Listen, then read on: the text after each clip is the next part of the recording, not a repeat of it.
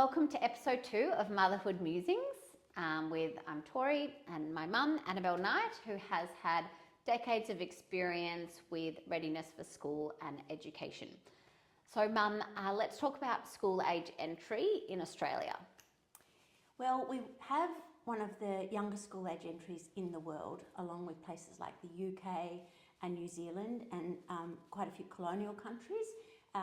Most countries in the world have 6 as their school age entry. The predominant Age is 6. age 6, and many have 7. Okay. And what they found is that when they analyse data at age 10, our children are not further ahead in the academic assessments. So If they have gone to school earlier. Yeah. So why would you? And take away those extra years of development and play, which we'll talk about as well. So the thing is, I know I have 4 children. 2 were born on the same day in November. Not a problem. November. I mean, they were going to be 5 and 2 or 3 months. And the difference between those children who was just tired, sure they coped, but you want your child to do more than cope. You want your child to thrive in prep, because how's year 5 going to be? Or year 9 or year 12? It's a long journey, education. And then I had you, and you would have only got in to the new school age entrance, because it used to be 30th of June, it was brought back to 30th of April. You would have got in by one day. It was never going to happen. What a gift, because it would have been harder for a February birthday to think about. And as I saw you thrive through school and manage the challenges of year 12, when other younger friends were panicking about lost blazers or getting their licence or doing anything like that, you got your licence through that year, you drove to school, you were really independent, very focused. Now, sure, that's temperament as well, but then when Charlotte came along, she was just after Christmas, and I was like, I'm not doing it. Even though my mother said, she's a girl, she's so switched on, she's so academic, what are you doing? As in not setting her for that early. And I just said, no, I know, this is the right decision. So Charlotte turned 18 on the 5th of January. And in year started 12. year 12 at 18. So I have my own experience. I have the experience of many children going into school. Some did thrive in the early years, but then their parents found they did a second year and went travelling before they went into year 9, because it was all just a bit much. It started to impact, say, in year 5. So there is a lot of discussion as well where, there's an emphasis on the boys, sending them to that year that's appropriate, or what people say is late, but for me, I guess I just assume that that's their school year. They're ready, versus girls. So a lot of people saying, oh, but they're a girl, so they'll be fine. What's your thought on that? Because we want women to comply and to please. I'm sorry, that's a really, I just think that all children will benefit. If your child's ready or not. Another story, I can remember desperately wanting to teach my children all the colours under the rainbow, and it wasn't happening. Then suddenly one night, James said to me, oh, there's blue and turquoise and violet and all these colours. I thought, he wasn't ready. I was trying to teach him his colours when he wasn't ready. When the readiness was there, he knew every colour and every shade. So I think readiness, you know it, and you learn that through mothering.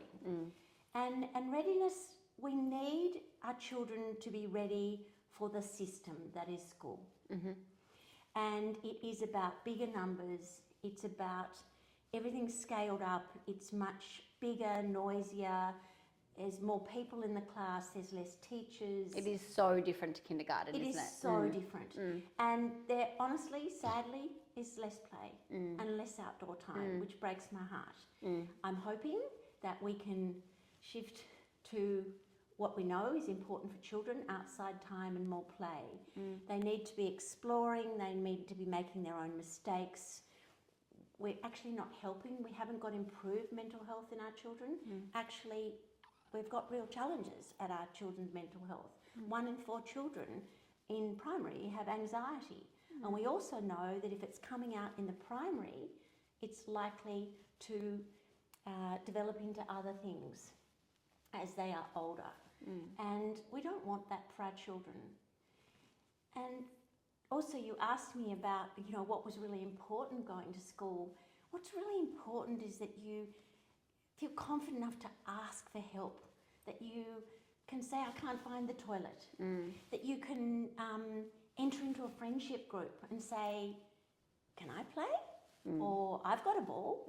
I think that as well, friendships and managing the playground is so much for those younger years. I feel like our year 3 has sort of really thrived this year because that's something he doesn't have to worry about. And I think year 2 as well, but those prep in year 1 and year 2, managing that can be quite difficult. It is huge. Yeah. It is huge. And very different to the kindergarten environment where you might have 25 children and 2, maybe 3 people in the playground and lots of things to do. You've got mud kitchens and you've got buckets and spades and you've got all sorts of things. Suddenly you're out there and there's a piece of climbing equipment,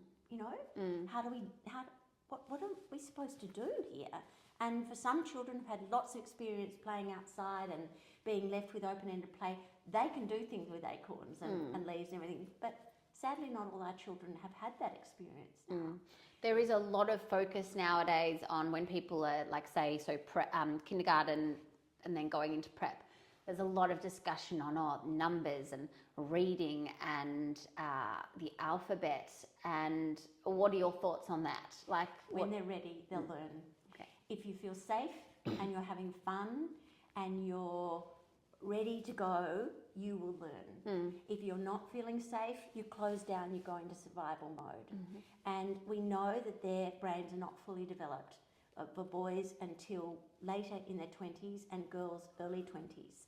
So we know that they're very emotional beings and self-regulation is something they're learning, as are many adults, I would say too. Yeah, absolutely. So that whole emotional, feeling safe, feeling confidence. I remember Nathan Wallace, who's an amazing neuroscientist and educator from New Zealand, said that it's not the most intelligent child in a class and they're coming across really competent, it's the most confident. Absolutely. So being confident is like, if I lose my blazer, I can go to lost property and find it. Being able to problem solve and think their way through things and just feeling capable, feeling confident, and it's just amazing what self-belief will do. I think as well what you mentioned when, I think it might have been our oldest son was in year 1 and his ability, he's actually quite a focused kid, but you said children won't be able to learn or really focus in class. They're probably thinking, how am I going to find a friend to play with at lunchtime? Will I have, if I need to go to the bathroom, I've already just gone.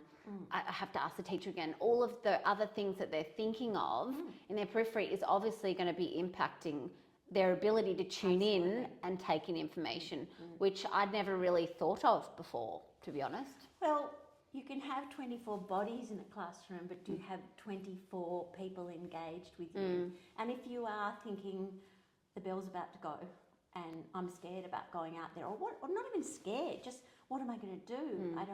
This is not where I want to go. I remember once finding one of our year 4 boys in the locker, trying to hide himself in the locker because he didn't want to go outside. And it wasn't that he didn't love outside. He was a science fanatic, he loved outside, but he just honestly didn't feel safe. He didn't know. And that's why we send children off in 2s often, in pairs, so they feel more confident and they don't have to go and ask for someone. You actually say, you partner them up. Yeah, there's a reason behind everything educators do. It just may not be often apparent. Yeah, great. All right, and we will see you next week.